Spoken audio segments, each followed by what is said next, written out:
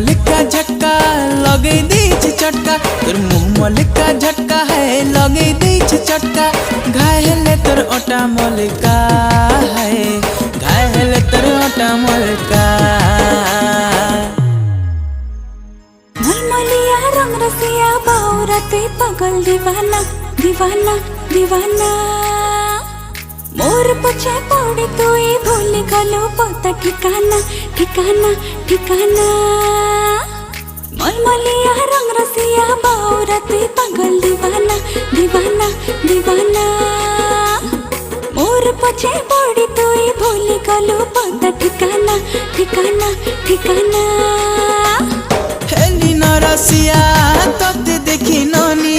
पाई कला न तोर चाकी चाहनी पुनी जन